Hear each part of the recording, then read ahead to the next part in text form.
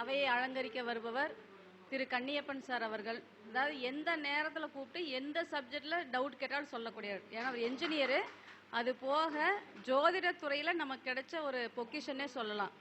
எல்லாருமே ஒவ்வொரு விஷயத்தில் எக்ஸ்பர்ட்டாக இருப்பாங்க. ஆனால் சாரை பொறுத்த வரைக்கும் ஒரு தாந்திரிக பரிகாரமாகட்டும், ஒரு வாஸ்து சம்மந்தப்பட்டதாகட்டும், இல்லை ஒரு கேபி, ஒரு பராசரர் முறையாகட்டும், இன்னும் பார்த்தீங்கன்னா இப்போ புதுசாக வரக்கூடிய ஏஎல்பி ஆகட்டும், டிஎன்ஏ, இது மாதிரி எல்லா விஷயத்துலையுமே நம்ம கேட்டோம்னா ஸ்பான்டேனியஸாக இல்லாமல் நான் ரெஃபர் பண்ணி சொல்கிறேன், இல்லை நான் படிச்சுட்டு சொல்கிறேன்னு கூட சொல்ல மாட்டார். ஸ்பான்டேனியஸாக அதுக்கு விளக்கம் சொல்ல ஆரம்பிச்சிருவார்.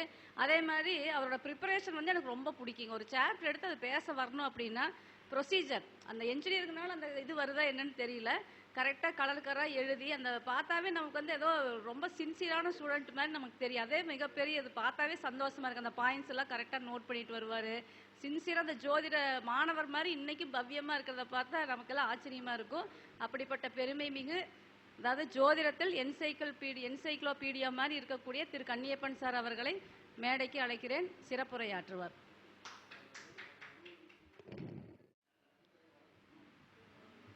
பெற்றதாயும் பிறந்த பொன்னாடும் நற்றவா வாணினும் நன்னி சிறந்தனவே. மாசில் வீணையும் மாலை மதியமும் வீசு தென்றலும் வீங்கில வேணிலும் மூசு வண்டரை பொய்கையும் போன்றதே ஈசன் எந்தன் இணையடி நீழலே. குரு வாழ்க, குருவே துணை. ஜோதிட சொந்தங்களுக்கு வணக்கம்.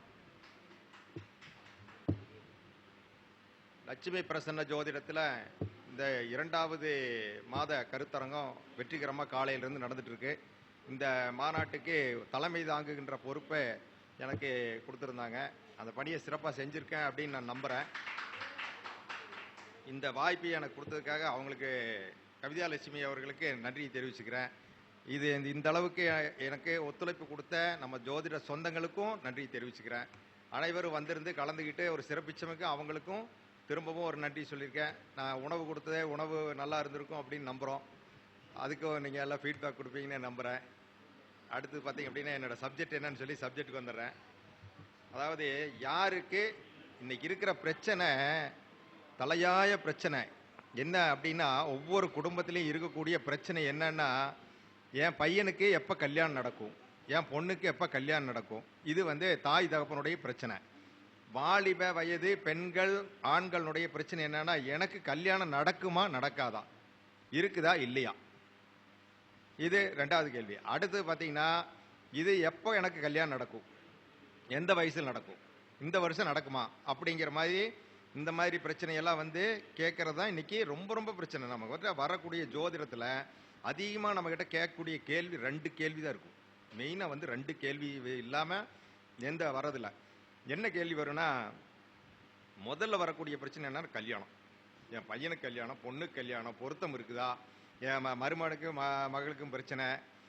இந்த மாதிரி இதுதான் கல்யாணம் சம்மந்தப்பட்டது தான் நமக்கு அதிகமாக நம்மளை சுற்றி வரக்கூடிய பிரச்சனை. அடுத்த பிரச்சனை என்னன்னா கடன். இந்த கடன், எனக்கு கடன் எப்போ தீரும், எனக்கு கடன் கிடைக்குமா, நான் கடனை கட்டிடுவேனா, இந்த மாதிரி கேள்வி வரும். அதுக்கு அடுத்த பிரச்சனைன்னு பார்த்தீங்கன்னா தொழில். எனக்கு தொழில் இல்லை, எனக்கு எப்போ வேலை கிடைக்கும், என் தொழில் இந்த வருஷம் நல்லா போயிடுமா, இது வரைக்கும் கொஞ்சம் சரியில்லை, இனிமேல் நல்லா ஆகுமா, இல்லை நல்லா தான் போயிட்டு இருக்குது, இது அப்படியே கண்டினியூ ஆகுமா. இந்த மாதிரி இந்த 3 கேள்விகள் நம்மளை சுற்றி வந்துக்கிட்டே இருக்கும் இல்லைங்களா. இதில் இந்த தலையாய கேள்வியை நம்ம எடுத்துக்குவோம்.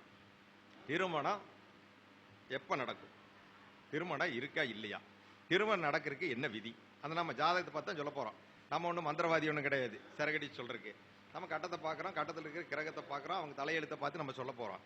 அப்போ திருமணம் அப்படின்னு எடுத்துக்கிட்டா, திருமணம் அப்படின்னா முதல்ல என்ன பாவம் நல்லா இருக்கணும். ஃபர்ஸ்ட் அடிப்படை என்ன திருமணத்துக்கு, அந்த பாவம் நல்லா இருக்கணும், இந்த பாவம் நல்லா இருக்கணும், களத்துக்காரன் நல்லா இருக்கணும், 7ஆம் அதிபதி நல்லா இருக்கணும், இதெல்லாம் இருக்கட்டும், ஒரு பக்கம் இருக்கட்டும். ஃபர்ஸ்ட் என்ன வேணும், முதல்ல திருமணம் பண்ணணும்னு என்ன வேணும். ஒரு ஆணாக இருந்தாலும் ஒரு பெண்ணாக இருந்தாலும் திடகாத்திரமாக இருக்கணும். இருந்தால் தான் கல்யாணம். இல்லைன்னா அவனுக்கு கல்யாணம் தேவையில்லை, டூ மச் சொல்லிடலாமா. அப்போ என்ன இருக்கணும், லக்கணம் லக்னாதிபதி. லக்கணம் லக்னாதிபதி யாருக்கெல்லாம் வலுத்து இருக்குதோ அவனுக்கு தான் திருமணம் தேவைப்படும். அதுக்கே இவனுக்கே எந்திரிச்சே நிற்க துப்பு இல்லாதவனுக்கு இவனுக்கு எது கல்யாணம் சொல்கிற மாதிரி இருக்கும். அப்போ என்னன்னா லக்கணம் சரியாக இருக்கணும், லக்கணம் லக்னாதிபதி நல்லா இருக்கணும், முதல் பாயிண்ட். 2வது பாயிண்ட் என்னன்னு கேட்டிங்கன்னா, அதாவது 2ஆம் பாவம் நல்லா இருக்கணும். திருமணம் வந்தால் 2ஆம் பாவம் அப்படிங்கிறது நம்ம வீட்டுக்கு இன்னும் ஒரு புது வரவுன்னு அர்த்தம். 2ஆம் பாவம்னா என்ன அர்த்தம், குடும்பத்துக்கு புது வரவு அப்படிங்கிற அர்த்தம். அப்போ இன்னொரு பொண்ணை கட்டி நம்ம கல்யாணம் பண்ணி நம்ம வீட்டுக்கு கொண்டு வரோம். அல்லது நம்ம பொண்ணுக்கு இன்னொரு மாப்பிள்ளை நம்ம வீட்டை தேடி வரப்போறார் அப்படின்னு அர்த்தம். மாப்பிள்ளைன்னு சொல்ல போறாங்க, இன்னொரு உறவு அவங்களுக்கு. அப்போ 2ஆம் பாவம் நல்லா இருக்கணும். இந்த 2ஆம் பாவம் நல்லா இருந்தால் தான் ஒருத்தன் கல்யாணம் பண்ணி வைக்க முடியும். ஒரு பையன் இருக்கான்னா அந்த பையனுக்கு யாருமே முன்னு கல்யாணம் பண்ணி வைக்கிறதுக்கு தகுதி இல்லை, யாரும் வரலின்னு இவன் என்ன பண்ணுவான்? என்ன பண்ண முடியும்? பண்ண முடியாது. பணமே வச்சிருந்தாலும் எனக்கு பொண்ணு கூட யாரும் தரமாட்டாங்க. அப்போ 2ஆம் பாவம் மிக மிக அவசியமானது. சரி, 1 2 1 நல்லா இருக்கு, 2 நல்லா இருக்கு. அடுத்தது என்ன வேணும்? 7ஆம் பாவம் நல்லா இருக்கணும். அந்த ஜாதகத்தினுடைய 7ஆம் பாவம் நல்லா இருக்கணும். 7ஆம் பாவங்கிறது களத்திர பாவம் அப்படின்னு சொல்றோம். அப்போ 7ஆம் பாவம் நல்லா இருக்கணும். அடுத்தது பார்த்தீங்க அப்படின்னா 2 7 சொல்லிட்டோம். 11ஆம் பாவம் நல்லா இருக்கணும். ஏன் 11ஆம் பாவம் நல்லா இருக்கணும்? 11ஆம் பாவம் நல்லா இருந்தா தான் இந்த பொண்ணை எனக்கு பிடிச்சிருக்குன்னு இந்த பையனை ஒத்துக்குவான். இல்லைன்னா அந்த பொண்ணை பார்த்துட்டு என்ன சொல்லி, அந்த மூக்கு சரியில்லை, வாய் சரியில்லை, பல்லு சரியில்லை, குண்டா இருக்குது, ஒல்லியா இருக்குன்னு சொல்லி போட்டு இவன் என்ன சொல்லிடுவான்? கருப்பா இருக்கு, சிவப்பா இருக்குன்ட்டு மாட்டேன்னு சொல்லிடுவான். அப்போ 11ஆம் பாவம் இருக்கணும். அதே மாதிரி பொண்ணுக்கும் 11ஆம் பாவம் இருக்கணும். அப்போ வந்து 2 பேர்த்துக்கும் 11ஆம் பாவம் அப்படிங்கிறது மிக மிக அவசியம். அடுத்தது சரி, 1 நல்லா இருக்கு, 2 நல்லா இருக்கு, 7 நல்லா இருக்கு, 11 நல்லா இருக்கு. கல்யாணம் ஆயிடுமா அப்படின்னா கல்யாணம் ஆகும். ஆனால் அதுக்கு வந்து இன்னொருத்தர் வேணும். எல்லாம் போட்டு எல்லாமே போட்டாச்சுங்க, உப்பு மட்டும் போடல, குழம்பு ரெடியா அப்படின்னா குழம்பு ரெடி இல்லை. மெயினாக என்ன தேவைங்க? உப்பு தேவை. உப்பு போட்டால் தான் குழம்பு வந்து பூர்த்தி அடையும். அப்போ காரக கிரகம் யாருங்க? களத்திரகார கிரகம் யாரு? சுக்கிரன். சுக்கிரன் ஆணுக்கு சுக்கிரன், பெண்ணுக்கு செவ்வாய். அப்போ சுக்கிரனும் செவ்வாயும் நல்லா இருக்கணும். பெண் ஜாதகமாக இருந்தால் செவ்வாய் நல்லா இருக்கணும், ஆண் ஜாதகமாக இருந்தால் சுக்கிரன் நல்லா இருக்கணும். இது இருந்தால் மட்டும்தான் இது வலுத்து இருக்கணுங்க. 1ஆம் பாவம், 2ஆம் பாவம், 7ஆம் பாவம், 11ஆம் பாவம் வலுத்து இருக்கணும். சுக்கிரன் வலுவாக இருக்கணும். இது இருந்துன்னு வச்சுங்களேன், 21 வயசுக்குள்ள கல்யாணம் நடந்துருங்க. அதிகபட்சமாக நீ டிகிரியே படித்தாலும் கூட 21 வயசில் டிகிரி முடிக்கிறான்னா, மே மாதம் முடிக்கிறான் அப்படின்னா அவனுக்கு ஜூன் ஜூலையில் கல்யாணம் ஆகிடும் அப்படின்னு நம்ம அடித்து சொல்லிடலாம், எழுதி கொடுக்கலாம் ஆணித்தரமாக. சரி, இது வந்து சரியில்லை அப்படின்னு சொல்கிறீங்க. சரியில்லைங்கிறதுக்கு என்ன ரூல்? முதல்ல அது வேணுமில்ல. சரியில்லை, லக்கணம் கெட்டு போச்சு அப்படிங்கிறதுக்கு என்ன ரூல் அப்படின்னு கேட்டால், லக்கணம் வந்து சந்தியில் மாட்டக்கூடாதுங்க. அதாவது 0 டிகிரியிலிருந்து இந்த பக்கம் 29 டிகிரி, இந்த பக்கம் 28 டிகிரி, இப்படி வந்து சந்தியில் லக்கண புள்ளி விழுந்துடக்கூடாது. விழுந்துன்னா அந்த லக்கண புள்ளி கெட்டு போச்சுன்னு அர்த்தம். முதல் பாயிண்ட். அப்போ லக்கண புள்ளி சந்தியில் விழுந்துட்டாலே உங்கள் லக்கணாதிபதி அப்படிங்கிறவர் குழப்பத்துக்கு ஆளாகிடுவார். இப்போ உதாரணமாக சொல்கிறேன் நான், தனுசு லக்கணம், தனுசு வீட்டுக்கு மகர வீட்டுக்கு இடையில வந்து அந்த 29 டிகிரி அல்லது 1 டிகிரியில் வந்து அந்த லக்கண புள்ளி விழுந்துருச்சுன்னா, இதை வந்து நீங்கள் வந்து என்ன தனுசு லக்கணாதிபதி தனுசு குருவாக எடுத்துக்குவீங்களா அல்லது வந்து மகரத்தினுடைய லக்கணாதிபதியை வச்சு சனியை எடுத்துக்கிறதா? அந்த இடத்துலயே நமக்கு குழப்பம் வந்துடும். இந்த குழப்பம் வந்து எங்கே போய் உட்கார்ந்தாலும் அது தீர போகிறதில்ல. அந்த சனி எங்கே வேணாலும் போய் உட்காரட்டும், அல்லது அந்த குரு எங்கே வேணாலும் போய் உட்காரட்டும். அப்போ அந்த இடத்துல இந்த குழப்பம் வரக்கூடாது. இது வந்து லக்கணம் கெடாமல் இருக்குங்கிறதுக்கு இது ஒரு முக்கியமான பாயிண்ட். அது இருக்கக்கூடாது, சந்தியில் மாட்டியிருக்கக்கூடாது அப்படிங்கிறது. அடுத்தது பார்த்தீங்கன்னா லக்கணாதிபதி வந்து எப்படி கெட்டு போகிறார் அப்படின்னு கேட்டிங்கன்னா, லக்கணாதிபதி லக்கணத்துக்கு 6 8 12க்கு போகக்கூடாது. இப்படி போயிருந்தேன்னா லக்னாதிபதி கெட்டு போயிட்டார் அப்படிங்கிறத நம்ம சொல்லலாம். அடுத்தது லக்னாதிபதி அஸ்தங்கம் ஆகக்கூடாது, கிரகணம் ஆகக்கூடாது. அடுத்தது பார்த்தீங்க அப்படின்னா, இது வந்து கிரகணம் அஸ்தங்கம் 6 8 12ல் மறையாமல் இருக்கணும். இப்படி இருந்துன்னா அந்த கிரகம் வந்து உங்களுக்கு கெடலின்னு நம்ம எடுத்துக்கலாம். இப்படி இருந்துன்னா கெட்டு போச்சு, லக்னாதிபதி கெட்டு போயிட்டார் அப்படிங்க. அடுத்தது இதுக்குள்ளே வந்து இன்னொன்று வரும், வக்ரம் வரும். வக்ரம் வந்ததுனாலும் பிரச்சனை வரும். வக்ரம் வந்தால் எல்லாருமே நல்லா இருந்து லக்னாதிபதி வக்ரம் ஆகிட்டார் அப்படின்னா கொடுக்கும், திருமணம் உண்டு இல்லைன்னு சொல்ல முடியாது. திருமணத்தை தாமதப்படுத்தி அந்த தசையினுடைய கடைசி பகுதி அப்படிங்கிற போது அது வந்து நம்ம கேட்ட திறந்து விட்டுரும் அப்படிங்கிற மாதிரி சொல்லலாம். அப்புறம் லக்னாதிபதி வக்ரமாகாமல் இருக்கிறதும் நல்லது. இந்த மாதிரி இருந்துன்னா முதல் வந்து அடிப்படை இதுதான். அதுக்கு அடுத்தது பார்த்தீங்கன்னா, சரி திருமணம் நடக்கணும்னு ரெடி ஆகிட்டோம் அப்படின்னா எப்படி இருக்கணும் அப்படின்னா, அதுக்கு விதி இருக்குது, சில விதிகள் இருக்குது. அந்த விதிகள் படி தான் நம்ம வந்து பார்க்கணும். 7 8ஆம் இடங்களில் பாவிகள் இருக்கக்கூடாது. ஒரு ஜாதகத்தில் 7ஆம் இடத்துலையோ 8ஆம் இடத்துலையோ பாவிகள் இருக்கக்கூடாது. அல்லது 7ஆம் அதிபதி பாவிகளோட சேர்ந்து இருக்கக்கூடாது. 7ஆம் அதிபதிக்கு முன் பின் வந்து பாவர்கள் இருக்கக்கூடாது. இப்படி இருந்ததுன்னா பாவக்கத்தாரி யோகமாகி இது வந்து 7ஆம் அதிபதி கெட்டு போயிடுவார் அப்படின்னு சொல்லலாம். அப்போ அது இல்லாமல் இருந்ததுன்னா அவருக்கு ஜாதகம் நடக்கும். 7ஆம் அதிபதி உங்களுக்கு வந்து கெடாமல் இருக்கணும் அப்படிங்கிறதுக்கு இதுதான் ரூல். அடுத்து 7 குடைய கிரகம் பகை, நீச்சம், அஸ்தங்கம், மூடம் பெறக்கூடாது. பகை பெறக்கூடாது, அஸ்தங்கம் பெறக்கூடாது, கிரகணம் பெறக்கூடாது, மூடம் பெறக்கூடாது. இப்படி இருந்தது அப்படின்னா அந்த ஜாதக 7ஆம் அதிபதி நல்லா இருக்காரு அப்படின்னு சொல்லி அவருக்கு வந்து திருமணம் நடக்கும்னு சொல்லலாம். அதே 6, 8, 12 அஸ்தாங்கம் பெற்றுச்சு அப்படின்னா அவருக்கு வந்து திருமணம் வந்து நடக்கிறதுக்கு உத்தரவாதம் இல்லை அப்படின்னு சொல்லலாம். 7 குடைவன் தன் வீட்டை பார்க்குறார். 7 குடைவன் தன் வீட்டை பார்த்தார் அப்படின்னா 7 குடைவன் யாரோ அவர் வந்து தன் வீட்டை பார்க்குறார். 7ஆம் வீட்டை 7 குடைவன் பார்த்தான் அப்படின்னா அது வந்து திருமணத்துக்கு ஓகே. அடுத்து வந்து 7 குடைவன் லக்கணத்தை பார்க்கறது. 7 குடைவன் லக்கணத்தை பார்த்தாலும் அது திருமணத்துக்கு ஓகே அப்படின்னு சொல்லலாம். லக்கணத்தில் வந்து சுபர்கள் இருப்பது அல்லது லக்கணத்தை சுபக்கிரகங்கள் பார்ப்பது, லக்கணாதிபதியே லக்கணத்தை பார்த்து இருப்பது, இது வந்து ரொம்ப பெட்டரான சமாச்சாரம்.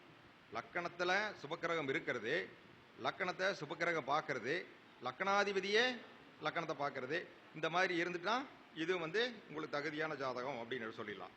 லக்கணாதிபதி சுபஸ்தானத்தில் இருப்பது, சுபர்களுடன் சேர்ந்திருப்பது, லக்கணத்தை பார்த்திருப்பது, சுபர்களின் பார்வை பெற்றிருப்பது, இது வந்து முக்கியமான விதி. அடுத்து பார்த்தீங்கன்னா குடும்பாதிபதியான 2ஆம் அதிபதி சுபஸ்தானத்தில் இருப்பது. குடும்பாதிபதியான 2ஆம் அதிபதி சுபஸ்தானத்தில் இருப்பது, சுபர்களுடன் சேர்ந்து இருப்பது, 2ஆம் அதிபதி நின்றதான ஸ்தானத்துக்கு முன் பின் வந்து சுபர்கள் இருப்பது, இப்படி இருந்ததுன்னா குடும்பஸ்தானம் கெடாம நல்லா இருக்குன்னு அர்த்தம். அடுத்து பார்த்தீங்க அப்படின்னா 2ஆம் இடத்திற்கு முன்பின் சுபக்கிரகங்கள் இருப்பது, 2ஆம் அதிபதிக்கு முன்பின் சுபர்கள் இருப்பது, சுக்கிரன் ஆட்சி உச்சம் மூலத்திரிகோணம் பெற்று இருப்பது. காரக கிரகமான சுக்கிரன் ஆட்சி உச்சம் மூலத்திரிகோணம் பெற்று இருப்பது சிறப்பு. அடுத்து பார்த்தீங்கன்னா சந்திரன் அவசியங்க. சந்திரன் தான் வந்து உங்க உடல்காரகன் சந்திரன். அப்போ சந்திரன் நல்லா இருக்கணும் அப்படின்னு சொல்றாங்க. அப்போ ஆட்சி உச்சம் மூலத்திரிகோணம் நட்பு பெற்று சந்திரன் இருக்கணும். சந்திரன் போய் நீச்சம் ஆயிட்டார் அப்படின்னா இவன் வந்து அந்த மனநிலை சரியா இருக்காது, இவனுக்கு வந்து தைரியம் இருக்காது, வீரியம் இருக்காதுங்கிற மாதிரி ஒரு சூழ்நிலை உருவாக்கும். 7 குடைவன் சுக்கிரன் இரண்டும் ஆட்சி உச்சம் சுபஸ்தானம் சுப சேர்க்கை பெற்று திக்பலம் பெற்று இருந்தால், அதாவது 7 குடைய சுக்கிரனோ 7ஆம் அதிபதியும் இவங்க 2 பேருமே ஆட்சி பெற்றிருக்கணும், உச்சம் பெற்றிருக்கணும், சுகஸ்தானத்தில் இருக்கணும், சுபர் சேர்க்கை இருக்கணும், அல்லது திக்பலம் பெற்றிருக்கணும். இந்த நிலைமையில இருந்துட்டாங்கன்னா காலாகாலத்தில் அவங்களுக்கு திருமணம் நிச்சயமா நடக்கும் அப்படிங்கிற நம்ம அடிச்சு சொல்லலாம். அடுத்து பார்த்தீங்க அப்படின்னா சூரியன் சுக்கிரன் யாருக்கெல்லாம் சேர்ந்து இருக்குதோ, சூரியன் சுக்கிரன் சேர்க்கை இருக்குதோ அவங்களுக்கு வந்து சீக்கிரமா திருமணம் நடக்கும். லக்னாதிபதியும் 7ஆம் அதிபதியும் முன்பின் ராசியில் சேர்ந்து இருந்தா, லக்னாதிபதியும் 7ஆம் அதிபதியும் முன்பின் ராசியில் சேர்ந்து இருந்தாங்க அப்படின்னா அவங்களுக்கு விரைவில் திருமணம் நடக்கும். 1, 5, 9 அதிபதிகள் சுபர், ஒரு சுபர் இன்னொரு சுபரின் சம்பந்தம் பெற்று இருப்பது, அதாவது 1, 5, 7 அதிபதிகள் சுபராக இருந்து ஒரு சுபர் வந்து இன்னொரு சுபரோட வந்து தொடர்பு பெற்றிருந்தாங்க அப்படின்னு வச்சுங்களா, எளிதில் திருமணம் நடக்கும். இந்த விதியை எல்லாரும் சொல்றதே, அதாவது 1, 5, 9க்கு உங்களுக்கு 7ஆம் அதிபதியோ அல்லது வந்து 7ஆம் சுக்கிரனோ தொடர்பு பெற்றா திருமணம் சொல்றாங்க. இது வந்து ஒரு விதி தான், அது ஒரே ஒரு விதி தான் அது. ஆனா அதுவும் ஒரு விதி, மொத்த விதி இல்லை, இது ஒரு விதி. அப்போ 1ஆம் அதிபதி 5ஆம் அதிபதி 9ஆம் அதிபதி சுபரா இருக்கணும். அந்த சுபரை இன்னொரு சுபர் தொடர்பு கொள்ளணும். கோச்சாரத்திலேயோ தசாபுத்திலேயோ அந்தரத்திலேயோ தொடர்பு பட்டால் மட்டும்தான் திருமணம் நடக்கும். 1, 5, 9 அதிபதிகள் நல்லா இருக்கிறாரு அப்படின்னா மட்டும் நடந்துடாது. எப்போ அந்த கால நிர்ணயத்தை முடிவு பண்றது யார் பண்ணுவாங்க? அந்த 1, 5, 9 இன்னொரு சுபர் வந்து தொடர்பு கொள்ளணும். அப்போ அந்த தசா காலத்துல தொடர்பு கொள்ளும் போது அந்த தசா புத்தியும் வந்து ஒத்துழைக்கும் போது திருமணம் வந்து நடக்கும். 1, 2, 7ஆம் அதிபதிகள் ஆட்சி பெற்று இருந்தால் வாலிபத்தில் திருமணம் நடக்கும். 1, 2, 7 இந்த அதிபதிகள் வந்து உங்களுக்கு ஆட்சி உச்சம் பெற்று இருந்ததுன்னா உங்களுக்கு திருமணம் நடக்கும். லக்கணத்திற்கு 7ஆம் அதிபதியை ராசி லக்கணாதிபதி கோச்சாரத்தில் கடக்கும் பொழுது திருமணம் நடக்கும். அதாவது லக்கணத்துக்கு 7ஆம் அதிபதியை ராசிக்கு 7ஆம் அதிபதி கோச்சாரத்தில் வந்து கடக்கும் போது அல்லது தொடும்போது தொடர்பு கொள்ளும் போது திருமணம் நடக்கும். 7ஆம் அதிபதி நின்ற வீடு அல்லது அதற்கு திரிகோண ராசிகளில் கோச்சார குரு சஞ்சரிக்கும் காலத்தில் திருமணம் நடக்கும். 7ஆம் அதிபதி எந்த வீட்டில் நிற்கிதோ அதற்கு திரிகோணத்தில் கோச்சாரத்தை குரு தொடர்பு கொள்ளும் போது திருமணம் நடக்கும். இது வந்து குரு வந்து கோச்சார குரு திருமண காலத்தை உங்களுக்கு உறுதிப்படுத்தி கொடுப்பாரு அப்படின்னு சொல்லலாம். அடுத்து வந்து லக்னாதிபதியும் 7ஆம் அதிபதியும் கோச்சாரத்தில் எதிரெதிராக 1, 7 சந்திக்கும் காலத்தில் திருமணம் நடக்கும். அதாவது 7ஆம் அதிபதி லக்னாதிபதியும் 7ஆம் அதிபதியும் கோச்சாரத்தில் ஒருவருக்கொருவர் அதாவது வந்து சமசப்தமாக பார்த்துக்கிற போது திருமணம் நடக்கும். அது திருமணத்தை கொடுக்கும். அந்த நேரம் திருமணத்தை கொடுக்கும். ராகு தசா ராகு புத்தியோ ராகு அந்தரமோ நடக்கும் பொழுது திருமணம் நடக்கும். ராகு தசா ராகு புத்தி ராகு அந்தரத்தில் திருமணம் கொடுக்கும். இது வந்து ராகு வந்து திருமணத்தை கொடுக்கும் அப்படிங்கிற முக்கியமான கிரகம். ராகு வந்து திருமணத்தை கொடுக்கக்கூடிய கிரகம். அதனுடைய ராகு திசையில் கொடுக்கும், ராகு புத்தியில் கொடுக்கும், ராகு அந்தரத்தில் கொடுக்கும். இது வந்து ஒரு வேறொரு கிரகத்தினுடைய தசாவுக்கு இது அந்தரநாதனாவோ புத்திநாதனாவோ இருந்தாலும் கொடுக்கும் அப்படிங்கிறத நம்ம மறந்துடக்கூடாது. லக்னாதிபதி 7ஆம் அதிபதியின் சேர்க்கை பார்வை அல்லது நட்சத்திர சாரம் பெற்று இருந்தால் கணவன் மனைவி அந்யோன்யமாக பாசமாக இருப்பாங்க. அதாவது லக்னாதிபதி 7ஆம் அதிபதி இவங்க வந்து சேர்க்கை பெற்றிருக்கணும், அல்லது பார்வை பெற்றிருக்கணும், அல்லது நட்சத்திர சாரம் பெற்றிருக்கணும். இந்த மாதிரி பெற்றிருந்தாங்கன்னா கணவன் மனைவி அந்யோன்யமான கணவன் மனைவியாக இருப்பாங்க. 7இல் சுபக்கிரகம் இருந்து அதை 7ஆம் அதிபதி பார்த்திருந்தால், 7இல் சுபக்கிரகம் இருந்து அதை 7ஆம் அதிபதி பார்த்திருந்தால் அந்த இருவரின் ஒருவர் தசா அல்லது இருவரின் புத்தி அந்தரம் காலத்தில், அந்த தசா புத்தி அந்தர காலத்தில் திருமணம் நடக்கும். அதாவது 7ல் வந்து சுபக்கிரகம் இருக்கணும், ஏதோ ஒரு சுபக்கிரகம் இருக்கணும். அதை வந்து 7ஆம் அதிபதி பார்த்துருக்கணும். அந்த 2 பேர்த்தினுடைய தசா புத்தி அந்தரம் சப்போர்ட் பண்ணும்போது திருமணம் நடக்கும் அப்படிங்கிறத நம்ம உறுதியாக சொல்லலாம். அடுத்து பார்த்தீங்கன்னா 7ஆம் அதிபதி நின்ற நட்சத்திரநாதன் 7ஆம் அதிபதி நின்ற நட்சத்திரநாதன் 11ஆம் அதிபதியுடன் சம்பந்தப்பட்டால் மனைவியால் லாபம் உண்டு. அப்போ 7ஆம் அதிபதி நின்ற நட்சத்திரம், 7ஆம் அதிபதி என்ன நட்சத்திரத்தில் நிற்கிதோ அந்த நட்சத்திரநாதன் 11ஆம் அதிபதியின் சம்பந்தப்பட்டார் அப்படின்னா திருமணம் நடக்கும். சுக்கிரன் சனி சேர்ந்து இருந்து சுபர் பார்வை இருந்தால் திருமண வாழ்க்கை மகிழ்ச்சியாக இருக்கும். அதை வந்து ஒரு அங்கீகாரத்தை கொடுக்கும். அதாவது சுக்கிரன் சனி சேர்க்கை இருந்து சுபர் பார்வை இருக்கணும். சுக்கிரன் சனி சேர்க்கை பெற்று அதை ஒரு சுபர் பார்த்திருந்தார்னா அது வந்து எந்த கெடுதலையும் செய்யாது. அந்த மாதிரி நடக்கக்கூடிய திருமணத்தினால ஒரு ஆணுக்கு ஒரு அந்தஸ்தியும் ஒரு பெண்ணுக்கு ஒரு அந்தஸ்தியும் அது நிச்சயமா வழங்கும் அப்படிங்கிறத நம்ம உறுதியிட்டு சொல்லலாம். துலாத்தில் ராகு நின்றால் இல்லற சுகம் உண்டு. ஆனால் ராகு நின்ற நட்சத்திரநாதன் கெடாமல் இருக்க வேண்டும். துலாத்தில் ராகு இருந்துச்சுன்னா கண்டிப்பாக கல்யாணம் நடக்கும், திருமணம் எல்லாம் நடக்கும். ஆனால் அந்த ராகு நின்ற நட்சத்திரநாதன் கெடாமல் இருக்கணும். கெட்டு போச்சு அப்படின்னா உங்களுக்கு ஊற்றிக்கும் அப்படிங்கிறத நம்ம தெரிஞ்சுக்கணும். அதே மாதிரி குரு ராகு சேர்க்கை இருந்ததுன்னா குடும்ப வாழ்க்கை நன்றாகத்தான் இருக்கணும். அதில் வந்து எந்த விதமான கெடுதலும் வராது அப்படிங்கிறது சொல்லலாம். சுக்கிரன் ராகு சேர்க்கை இருந்தால் குடும்ப வாழ்க்கை பிரச்சனையை கொடுக்கும். ஆனால் அதை ஒரு சுபர் பார்த்துருந்தார் அப்படின்னா பிரச்சனையோடையே வாழ்வாங்க. சுபர் பார்த்துருந்தா பிரச்சனையோடையே வாழ்வாங்க. ஆனால் விட்டு பிரிய மாட்டாங்க. சண்டையும் சச்சரமாவா நாவலர் மேனி பொழுதர்வனமோ போயிட்டு இருக்கும் வண்டி அப்படிங்கிற மாதிரி இருக்கும். சனி சுக்கிரன் சேர்க்கை பெற்றிருந்து அவர்கள் நின்ற நட்சத்திராதிபதியின் பார்வை சேர்க்கை நன்றாக அமைந்தால் பாதிப்பு இல்லை. அதாவது சனி சுக்கிரன் சேர்ந்திருந்து அவங்க பெற்ற நட்சத்திராதிபதி இவங்களை பார்த்துருந்தாங்கன்னா இது வந்து எந்த விதமான பிரச்சனையும் கொடுக்காது. இது வந்து என்ன ஆகுன்னா யோகமாக மாறியும். சனி சுக்கிரன் சேர்ந்திருந்து ஒரு நட்சத்திரம் நிற்கிறாங்க. சனி ரெண்டு பேரும் சேர்ந்து ஒரே நட்சத்திரம் நின்னாலும் சரி, தனித்தனி நட்சத்திரம் நின்னாலே அந்த நட்சத்திராதிபதி இவங்களை பார்த்துடணும். பார்த்துட்டாங்க அப்படின்னா இது வந்து யோகமாக மாறிடும். சனி சுக்கிரன் சேர்க்க அருமையான தம்பதிகளாகவும் நல்ல வசதியோட நல்லா வாழ்வாங்க அப்படின்னு சொல்லலாம். 7இல் எந்த கிரகம் நின்றாலும் கிரகம் நின்ற நட்சத்திர அதிபதி 7ல் வந்து எந்த கிரகம் நின்றாலும் பரவாயில்லைங்க. அந்த 7 நின்ற எந்த கிரகமாக இருந்தாலும் பரவாயில்ல, அதனுடைய நட்சத்திர அதிபதி 1, 5, 9 இருக்கணும். 7ல் ஒரு பாவரே நின்னாலும் கூட அதனுடைய நட்சத்திர அதிபதி 1, 5, 9 இருக்கணும். அல்லது 7ஆம் வீட்டை சுபர் பார்வை பெற்று இருந்தாலும் குபேர சம்பத்தை பெற்று வாழ்வார். இது வந்து ஒரு முக்கியமான விதி, நல்ல விதிங்க. 7ல் வந்து பாவர் இருக்காங்க அப்படின்னு மட்டும் நினைச்சிடவே கூடாது. 7ல் பாவர் இருந்தாலும் அந்த நின்ற நட்சத்திரநாதன் வந்து 1, 5, 9 இருந்து அல்லது நட்சத்திரநாதன் வந்து இந்த 7ஆம் வீட்டை பார்த்துட்டார் அப்படின்னா அவங்களுடைய திருமண வாழ்க்கை ரொம்ப சிறப்பாக இருக்கும் அப்படிங்கிறத நம்ம அறுதிட்டு சொல்லலாம்.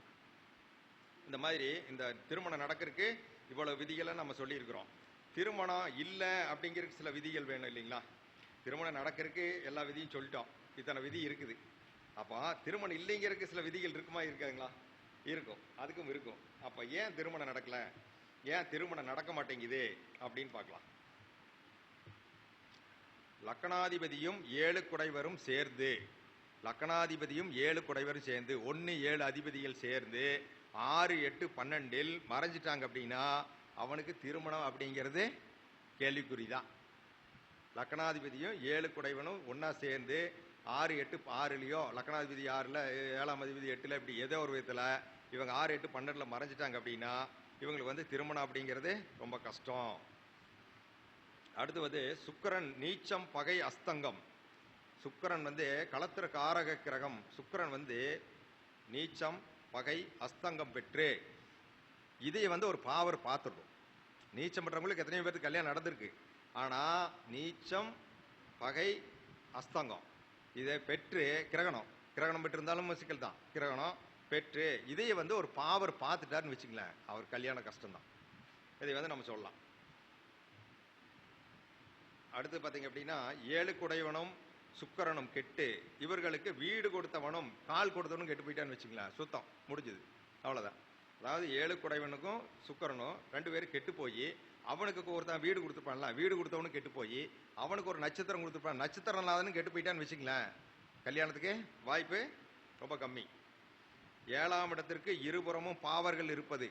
7ஆம் இடத்துக்கு இருபுறமும் பாவர்கள் இருந்து லக்னாதிபதிக்கு இருபுறமும் பாவர்கள் இருந்து 2ஆம் அதிபதிக்கு இருபுறமும் பாவர்கள் இருந்துட்டாங்கன்னு வச்சுங்களேன், அவனுக்கு கல்யாணம் இல்லை. அது சொல்லிடலாம். ஏன்னு கேட்டிங்கன்னா லக்னாதிபதியும் கெட்டு போயிட்டாரு, அவரு வந்து பாவக்கர்த்தாரியில் மாட்டிட்டாரு, குடும்பாதிபதியும் பாவக்கர்த்தாரியில் மாட்டிட்டாரு, களத்திராதிபதியும் பாவக்கர்த்தாரியில் மாட்டிட்டாரு.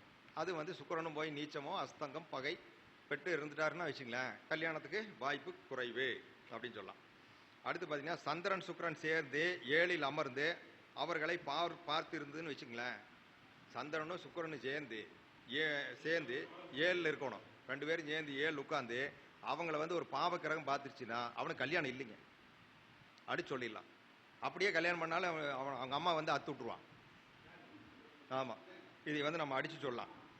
அடுத்து சூரியன் சனி சேர்ந்து 7ல் இருப்பதே சுபர் பார்வை இல்லாமல் இருப்பது. 7ல் வந்து சூரியனும் சனி சேர்ந்து 7ல் இருந்து எந்த ஒரு சுபரும் பார்க்காம இன்னும் ஒரு பாவர் வந்து பார்த்துட்டாருன்னு வச்சுங்களேன், சோழி முடிஞ்சுது, அவ்வளோதான். அது அந்த வண்டியெல்லாம் வந்து அவுத்துட வேண்டிய வண்டி தான், ஒன்றும் பண்ண முடியாது. அடுத்து வந்து செவ்வாய் சனி ராகு சேர்ந்து 7ல் இருந்து அப்படின்னா, செவ்வாய் சனி ராகு சேர்ந்து 7ல் இருந்துன்னா அவனுக்கு கல்யாணம் இல்லை. அது மீறி கல்யாணம் ஆச்சுன்னா ஆள் இல்லை, அவ்வளோதான். 2ல் 1 இல்லை, அதுக்கெல்லாம் சம்மந்தமே கிடையாது. இந்த இடத்துல கிரகம் வேலை செய்யும். அது ஏதோ ஒன்று வந்து அதான சாவி போட்டு விடும், அதான உங்களுக்கு சாவி போட்டு அதான ஸ்டார்ட் பண்ணி விடும், அந்த வேலை நடக்கும். இந்த மாதிரி வேலை செய்யும். அது செவ்வாய் சனி ராகு சேர்ந்து 7ல் இருந்து அதையை வந்து குரு உச்சம் பெற்ற குரு பார்த்துருந்தான்னு வச்சுங்க, தப்பிச்சுக்கும்.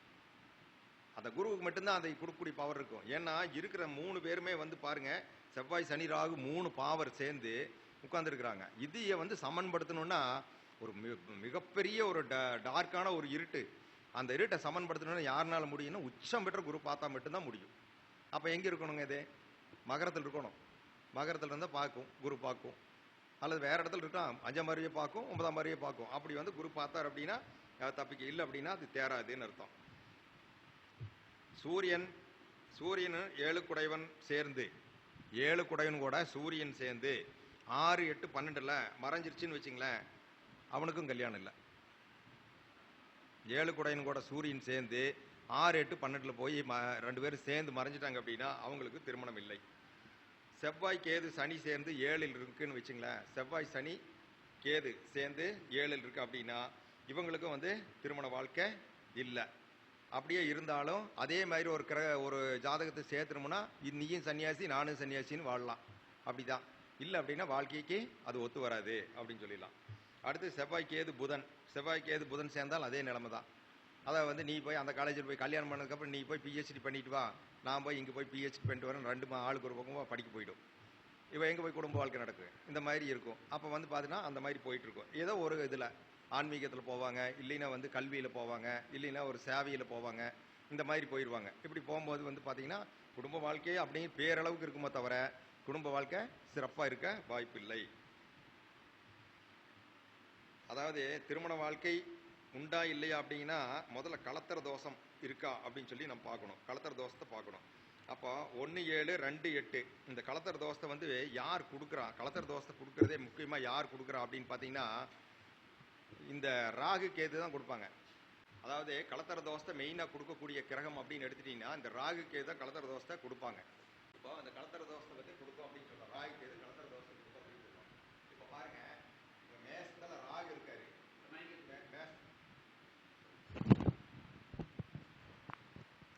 இப்ப பாருங்க, மேசத்துல ராகு இருக்காரு. அடுத்து பாத்தீங்கன்னா அதுக்கு நேர் 7ஆம் இடத்துல வந்து கேது இருக்காரு. கேது 7ஆம் இடத்துல கேது இருக்காருன்னு வச்சுக்கலாம். அப்போ இவங்க 2 பேரும் வந்து நேர் நேரம் தான் இருப்பாங்க. அப்போ ராகு கேது இங்க இருக்காங்க. ராகு வந்து அஸ்வினி நட்சத்திர சாரத்தில் இருக்காரு. இந்த கேது வந்து சுவாதி நட்சத்திர சாரத்தில் இருக்காங்க. இப்போ இவங்க 2 பேரும் வந்து இது வந்து 7ஆம் இடமா யாருக்கு வரும்? இந்த இந்த லக்கணமா இருந்தான்னா இது இவருக்கு 7ஆம் இடமா வரும். இந்த லக்கணமா இருந்தானே இது 7ஆம் இடமா வரும். இப்படி இருக்கும். இப்படி இருக்குது அப்படின்னா, அல்லது 2ஆம் இடமா வரலாம். 2ஆம் இடமாவோ அல்லது 1ஆம் இடமாவோ வருதுன்னு வச்சுங்களேன். அப்போ வந்து இது கலத்தர தோஷத்தை கொடுக்கும், ராகு கேது கொடுக்கும் அப்படின்னு சொல்றோம். சீக்கிரம் திருமணம் ஆகாது அப்படின்னா, அது வந்து ராகு வந்து கேது சாரத்திலையும் கேது வந்து ராகு சாரத்திலையும் இருக்காங்க. 2 பேரும் சார பரிவர்த்தனையில் இருக்காங்க. இப்படி ஒரு அமைப்பு இந்த இடத்துல இருக்கு. அடுத்து பாருங்க, கும்பத்துல வந்து கேது இருக்காரு, சதய நட்சத்திரத்தில் இருக்காரு.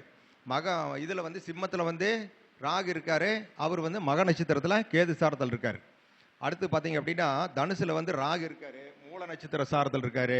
அங்க பாத்தீங்க அப்படின்னா திருவாதிரை நட்சத்திரத்துல கேது வந்து மிதுனத்தில் இருக்காரு. இப்படிப்பட்ட அமைப்பெல்லாம் இருக்குன்னு வச்சுங்களேன். இந்த அமைப்புகள் இருக்கும்போது என்ன பண்ணும் அப்படின்னா, இது வந்து திருமண கலத்தர தோஷத்தை செய்யுமா அப்படின்னு சொல்லி நம்ம பார்த்தோம் அப்படின்னா, இது வந்து ஒன்றும் பெருசாக கலத்தர தோஷத்தை செய்யறதுக்கு வாய்ப்பு கம்மி, பண்ணாதுங்க.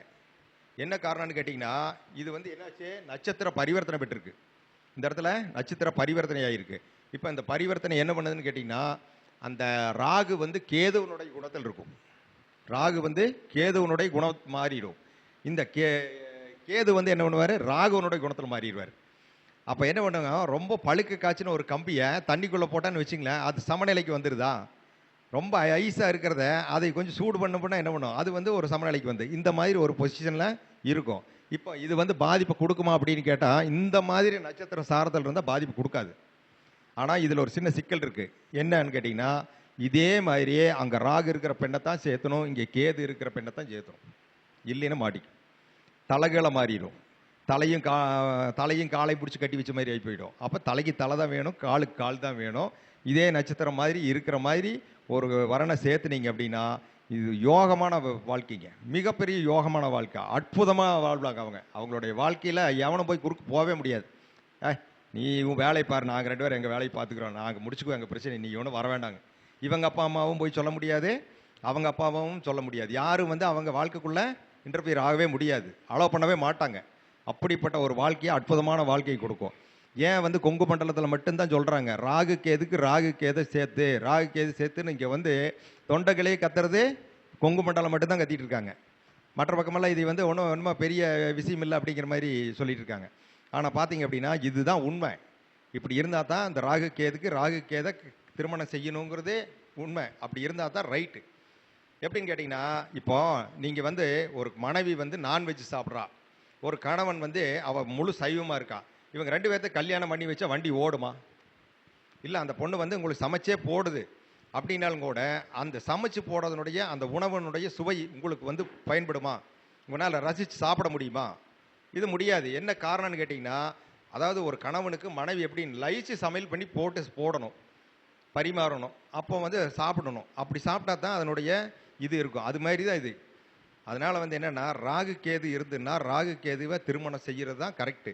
அப்படிப்பட்ட இது வந்து நம்ம பார்த்து முடிச்சோம் அப்படின்னா, அது வந்து வயசு வித்தியாசம்லாம் பெருசாக ஒன்றும் பெருசாக பாதிக்காதுங்க. அவ்வளோ ஒன்றும் ரொம்ப வயசுக்கு போக வேண்டாம். ஒரு 2 வயசு 3 வயசு எல்லாம் வித்தியாசம்லாம் ஒன்றும் பெருசாலாம் ஒன்றும் பெரிய அளவுக்குலாம் பாதிக்கிறது இல்லை. ராகு கேது இருந்தால் ராகு கேது பார்த்து கரெக்டான வட்டி நம்ம திருமணம் பண்ணணும். திருமணம் பண்ணும்போது நம்ம முக்கியமாக கவனிக்க வேண்டியது, இந்த மாதிரி சிக்கலான ஜாதகங்களுக்கெல்லாம் நம்ம திருமணம் பண்ணும்போது ரொம்ப ரொம்ப கவனிக்கப்பட வேண்டியது முகூர்த்தம். முகூர்த்தம் வந்து ஒரு மனித வாழ்க்கையினுடைய செகண்ட் லைஃபுங்க. அது திருமண முகூர்த்தம் அப்படிங்கிறது ஒரு மனித வாழ்க்கையினுடைய 2ஆம் பகுதி, செகண்ட் பார்ட்டுன்னு அர்த்தம். நீங்கள் அதாவது வந்து நம்ம வந்து ஒரு குழந்தைய பிறக்கிறோம், குழந்தையா இருந்து நம்மளை வந்து வளர்த்துறாங்க, படிக்க வைக்கிறாங்க, எல்லாம் பண்ணுறாங்க. அப்படிங்கிறது இது எல்லாமே நம்ம யாரை சேர்ந்துருக்கிறோம், அம்மா அப்பாவை சேர்ந்து டிபெண்ட் பண்ணி இருக்கிறோம். அப்போ அவங்களுடைய இது, அவங்களுடைய கேரக்டர், அவங்களுடைய உணவு முறை, அவங்களுடைய பழக்க வழக்கங்கள், இப்படி தான் நம்ம வந்து வாழ்ந்துட்டுருக்குறோம். அம்மாவோட சமையலையே சாப்பிட்டு பழகியிருப்போம். நம்ம அப்பாவோடைய பேச்சையே இப்போ கேட்டு பழகியிருப்போம். அடுத்து வரும்போது இன்னொரு ஆள் நம்ம வீட்டுக்குள்ளே புதுசாக ஒரு ஆள் வருது. அந்த ஆள் வரும்போது அந்த ஆள் வேறு பழக்கம் பழகிருக்கு. அவங்க அம்மா வேறு மாதிரி டிஃப்ரெண்ட் சமையலாக இருந்திருக்கும், அது அந்த மாதிரி சாப்பிட்டு பழகிருக்கும். அவங்க அப்பா வேறு மாதிரி கேரக்டர் இருந்திருப்பார். அப்போ அது உள்ளே வரும்போதே நமக்கு அது புதுசாக தெரியும், அதுக்கு நம்ம புதுசாக தெரியும். அப்போ இந்த இடத்துல வந்து கான்ட்ரவர்சி வராமல் இருக்கணும். கான்ட்ரவர்சி வராமல் என்ன பண்ணணும், 2 பேரும் வந்து மாற்றிக்கணும் அப்படின்னு சொல்கிறாங்க. இதில் வந்து இப்போ என்னென்னு கேட்டிங்கன்னா, அதாவது வந்து ஒருத்தர் மாற்றிக்குவாங்களா, மாற்றிக்க மாட்டாங்களா, திருமணத்துக்கு அப்புறம் யார் மாறுவா, யார் மாற மாட்டாங்க அப்படிங்கிறதுக்கு ஒரு விதி இருக்குது. அந்த விதிப்படி பார்த்தீங்க அப்படின்னா, உங்களுக்கு 7ஆம் அதிபதி அவர் வந்து 7ஆம் வீட்லேயே இருந்துட்டாருன்னு வச்சுங்களேன். 7ஆம் அதிபதி 7ஆம் வீட்லேயே இருந்துட்டார் அப்படின்னா, இவன் கல்யாணத்துக்கு அப்புறம் இவனோட கேரக்டர் மாறவே மாறாது. அவன் அப்படியே தான் இருப்பான், கடைசி வரைக்கும் அப்படி தான் இருப்பான். அதாவது 7ஆம் அதிபதி 7லேயே இருப்பான் அப்படிங்கிற நான் என்ன சொல்கிறேன்னா, நவாம்சத்துலேயும் சொல்கிறேன். நீங்கள் நவாம்சத்தில் போய் பார்க்கணும், அப்போ தான் தெரியும். 7ஆம் அதிபதி அங்கே ராசி கட்டத்தில் அங்கேயே தான் இருக்கும்.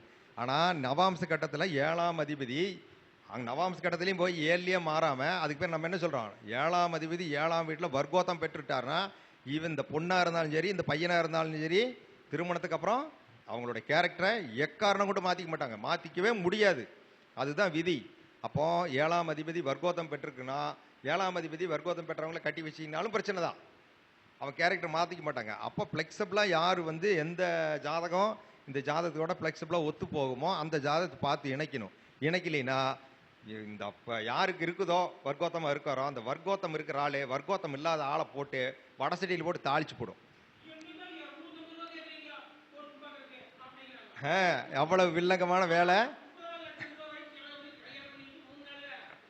அது பண்ணுவாங்க, அப்படிதாங்க பண்ணுவாங்க. அதாவது ஆத்தோட போனாலும் போனேன், பர்சக்காரனுக்கு காசு கொடுக்க மாட்டாங்கிறதான விதியே. அதான் அந்த காலத்திலேயே சொல்லி வச்சிருக்கிறான். ஆத்தோட போய் நம்ம அப்படியே போய் சேர்ந்தாலும் சேர்ந்துருனே தவிர, உனக்கு பர்சுக்காரனுக்கு காசு கொடுக்குறதுக்கு நான் தயாராக இல்லைங்கிறது தான். அந்த மாதிரி முடிவில் தான் மக்கள் இருக்காங்க. அதனால் இந்த மாதிரி விதிகள் எல்லாம் வந்து நீங்கள் பாருங்கள், கரெக்டாக இருக்கும், 100% கரெக்டாக இருக்கும். வர்க்கோத்தம் பெற்றிருக்கிறவங்க என்ன பண்ணும், அடம் பண்ணும், தன்னை மாற்றிக்காது. தான் என்ன நினைக்குதோ அதை வந்து சாதிச்சே தீரும். ஒன்று செய்ய நினைக்கிறது அது செய்யும். வர்க்கோத்தம் பெற்றிருக்கிறாங்கன்னா அதீத பலம் அப்படின்னு சொல்கிறாங்க. ஏன் அதீத பலம்? அதீத பலம் இருக்கிற உங்ககிட்ட எதுக்கு சரண்டர் ஆகணும்னே, உங்கள்கிட்ட நான் ஏன் பயப்படணும்? பயப்படாது, அது அவ்வளோதான். நான் சொல்கிறது தான் ரூல். கேட்டால் கேட்கலையே போ அப்படின்னு சொல்லும், ஆர்டர் பண்ணும். அப்போ என்னன்னா, இதுதான் ரொம்ப ரொம்ப முக்கியமான விஷயங்கள். இந்த ராகு கேது 7ல் வர்க்கோத்தம் பெற்ற கிரகங்கள் இது எல்லாம் வந்து ஒரு பிரச்சனைக்குரிய விஷயம். இந்த மாதிரி பிரச்சனைக்குரிய விஷயங்கள் எல்லாம் நம்ம வந்து கவனமாக பார்க்கலினா வாழ்க்கை வந்து ரொம்ப சிரமப்பட்டு போயிடும். பின்னாடி வந்து நம்ம என்ன பண்ணாலும் எத்தனை தப்பை வச்சு கட்டினாலும் அது சரியாகாது. உடஞ்ச கால் தான் மொண்டி தான். இதை வந்து நல்லா புரிஞ்சுக்கணும். அப்போ ஜாதகம் பார்க்குறதுக்கு, பொருத்தம் பார்க்குறதுக்கு நீங்கள் வந்து நிறைய செலவு பண்ணி பார்க்கணும், சரியான இது பார்க்கணும். அதே மாதிரி முகூர்த்தம் அப்படிங்கிறது ரொம்ப ரொம்ப முக்கியம். தலையாய கடமை வந்து முகூர்த்தம் வந்து ஒரு மனிதனுக்கு வந்து, அதாவது பிறந்ததுலேருந்து திருமணத்து வரைக்கும் ஒருத்தனுக்கு வாழ்க்கை நல்லா இல்லைனாலும் கூட திருமணத்துக்கு அப்புறம் அவனோட வாழ்க்கை சிறப்படையிருக்கு உங்களுக்கு செய்ய ஒரு மாற்றி கொடுக்கக்கூடிய ஒரு வல்லமை வாய்ந்தது என்னன்னு கேட்டிங்கன்னா அந்த திருமண முகூர்த்தம். அந்த மாங்கல்யம் கட்டக்கூடிய அந்த முகூர்த்தம் ஒரு மனிதனுடைய வாழ்க்கை அப்படியே மாட்டோம். என்னன்னா, கல்யாணத்துக்கு முன்னாடி இப்படி இருந்தால் அவனுக்கு ஒரு கால் கட்டு போட்டால் சரியாவானான்னு கேட்குறாங்கல்ல, என்ன காரணம்? கால் கட்டு போட்டால் சரியாவானா அப்படின்னா அந்த வர்க்கோத்தம் பெற்ற கிரகம் வந்து வேற இடத்துல வர்க்கோத்தம் பெறாமல் இருந்துன்னா அவன் வந்து சரியாயிருவான். அந்த பொண்ணை கல்யாணம் பண்ணி ஊதாரியை சுற்றிக்கிட்டு வேலைக்கு போகாமல் இருக்கிறவன், அந்த வர்க்கோத்தம் இல்லாமல் இருக்கிறவனை வந்து கல்யாணம் பண்ணி இருந்துன்னா அவனுக்கு கல்யாணம் பண்ணி வச்சிங்கன்னா அவன் ரெடி ஆயிடுவான். ஆனால் வர்க்கோத்தம் இருக்கிறவனுக்கு நீ கல்யாணம் பண்ணி வச்சாலும் சரி, அவன் காட்டுக்கு போனாலும் சரி, அவன் திருந்தவே மாட்டான். இதுதான் உண்மைங்க. இப்போ இந்த மாதிரி விஷயங்கள், நுணுக்கமான விஷயங்கள் தெரியக்கூடிய நல்ல ஜோதிடர்களை அணுகி அவங்க வந்து பொருத்தம் பார்க்கணும். இதையெல்லாம் தெரிஞ்சுக்கிட்டே பண்ணாங்க அப்படின்னா அவங்களுடைய வாழ்க்கை சிறப்பாக இருக்கும். நீங்கள் வாழ்ந்ததை பத்தாது, உங்கள் குழந்தைகள் வாழணும், சந்ததிகள் நல்லா இருக்கணும். அப்படிங்கன்னா நீங்கள் வந்து நல்ல ஒரு ஜோதிடர் அடையி நல்லபடியாக பொருத்தம் பார்க்கணுங்க. பொருத்தத்தை பாருங்கள். அதே மாதிரி உங்கள் முகூர்த்தம் அப்படிங்கிறது ரொம்ப ரொம்ப முக்கியம். அந்த முகூர்த்தம் அப்படின்னா, முகூர்த்தத்துக்கு என்ன தெரியுங்களா, அர்த்தம் என்ன தெரியுங்களா? முகூர்த்தம்னா என்ன அப்படிங்கிறதுக்கு என்னன்னா, முகூர்த்தம் என்றால் தொடக்கம்னு அர்த்தம். அதாவது முகூர்த்தம் அப்படின்னா தொடக்கம்னு அர்த்தம். முகூர்த்தம் என்ன, ஸ்டார்டிங் பாயிண்ட் அப்படிங்கிறது பேர் தான் முகூர்த்தம். அப்போ வந்து அந்த இடத்துல தான் ஏன் முகூர்த்தம் பண்ணுறோம், ஏன் முகூர்த்தத்தை அன்னைக்கு பண்ணுறோம் அப்படின்னா அந்த நேரத்தில் அந்த இடத்துல தொடங்குறோன்னு அர்த்தம். அப்போ அந்த தொடக்கம் சரின்னா முதல் கோணல் முற்றிலும் கோணல் அப்படின்னு சொல்லியிருக்காங்க. அப்போ என்ன அர்த்தம்? அப்போ முகூர்த்தம் சரியில்லைன்னு வச்சுக்கோங்க, உங்களுக்கு எல்லாமே கோணல் தானே. அப்போ முதல் கோணல் முற்றிலும் கோணல். அப்போ முதல்ல நல்லா இருந்ததுன்னா முற்றிலும் நல்லா இருக்கும் அப்படிங்கிறதா இந்த விஷயம். அதனால் வந்து என்ன கேட்டீங்கன்னா, முகூர்த்தத்துக்கு முக்கியத்துவம் கொடுங்க.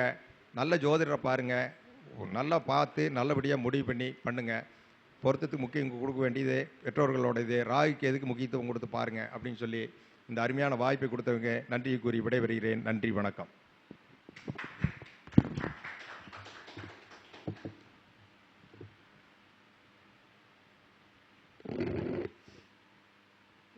பார்த்தீங்கன்னா திருமண பொருத்தம் அப்படிங்கிறது எப்படி பார்க்கணும், முகூர்த்தம் ரொம்ப முக்கியம் அப்படிங்கிறதுக்கு நிறைய டிப்ஸாக சொல்லியிருந்தார் ஐயா. இது வந்து நம்ம அடிப்படை ஜோதிடம் தெரிஞ்சவங்களுக்கும் சரி, நம்ம தொழில்முறை ஜோதிடத்தில் இருக்கிறவங்களுக்கும் ப்ராக்டிக்கலாக அப்ளை பண்ணக்கூடிய ரூல்ஸு. இப்போ பார்த்தீங்கன்னா ஒரு கணவருக்கு வந்து 7ஆம் பாவ அதிபதியாக சுக்கிரன் வந்து அது நீசம், ஒரு மனைவிக்கு வந்து 7ஆம் பாவதியா செவ்வாய் வந்து அது நீசம். இந்த 2 பேர் பார்த்தீங்கன்னா இணைபிரியா தம்பதியாக இருக்கிறாங்க. இப்போ ஐயா சொன்ன மாதிரி வர்க்கோத்தமம் அப்படிங்கிறது எதுக்குமே வளைஞ்சு கொடுக்கக்கூடாத தன்மை. ஆனால் ஜாதக ரீதியாக பார்த்தீங்கன்னா இவங்க 2 பேருமே அந்த ஆப்போசிட் கேரக்டர் அப்படிங்கிறத லைஃப் பார்ட்னர் அப்படிங்கிறது நீசம் பெற்ற தன்மை இருக்கிறதுனால 2 பேரும் ஒருத்தருக்கு ஒருத்தர் இணைவா இவர் சொன்னால் இந்த அம்மா ஆமாங்குது, அந்த அம்மா சொன்னால் இது ஆமாங்குது அப்படிங்கும்போது ரொம்ப அந்த பிணக்கில்லாத வாழ்க்கைக்குள்ளே போயிடுறாங்க. ஐயா சொன்ன கருத்துக்கள் அனைத்தும் முத்துக்கள். நம்ம கண்டிப்பாக இது வந்து ஃபாலோ பண்ணால் கண்டிப்பாக நல்லபடியான திருமண முகூர்த்தம் குறிக்க முடியும், திருமண பொருத்தம் பார்க்க முடியும். அதனால் சிறப்பாக இந்த விஷயங்களை நமக்கு சொன்ன கண்ணியப்பன் ஐயா அவர்களுக்கு, நமது கருணாகரன் ஐயா அவர்களுக்கு மரியாதை செய்வார்கள். வாங்க.